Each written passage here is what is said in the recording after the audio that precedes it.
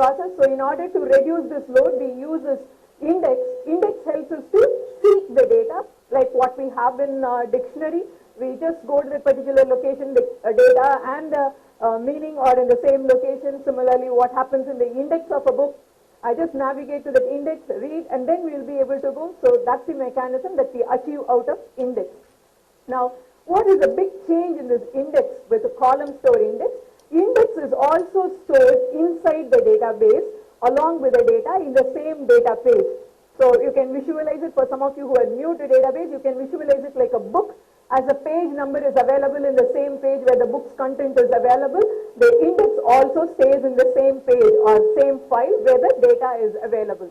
So it occupies a space in the database, and every row will have a number. So every row must be read in order to retrieve a particular data. Now, with a column store index, a single row will contain all the rows data consecutively. A column completely shifts. The index which was stored one below the other is now stored one next to other. So if I read one row's data, I'll be able to read multiple rows index value. So by which retrieval of data becomes faster. So that's the column store index, and this is one of the very important techniques. This is very useful when you do large retrieval of data. Where do we have this large retrieval of data? Normally in application, there will be only either one insert or one update or one delete or few select statements. Like when we retrieve our inbox from our mail, that might be a select statement which retrieves 20-25 mails and displays it. So this is where we go for a maximum number of querying. Otherwise, when I book a ticket, it is a single rows interaction insert with a database, or when I cancel my ticket, it is a single rows interaction with a database. Whereas, when they retrieve the data for business intelligence, for the analysis purpose, or for reporting services, they will always retrieve bulk data. It needs a macro approach for the data, so bulk volume of data will be restored from the queries will retrieve data from multiple tables, multiple databases for this analysis purpose.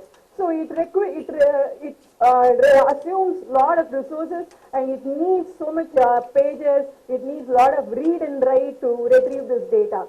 Whereas when we use this column store index, it will help them to retrieve the data faster, and this is only for business intelligence. On an OLTP database, when you enable column store index, you will not be able to enter data. So whichever server where we port the data for business intelligence, we can enable column store index, and that server will improve the performance when we have this column store index.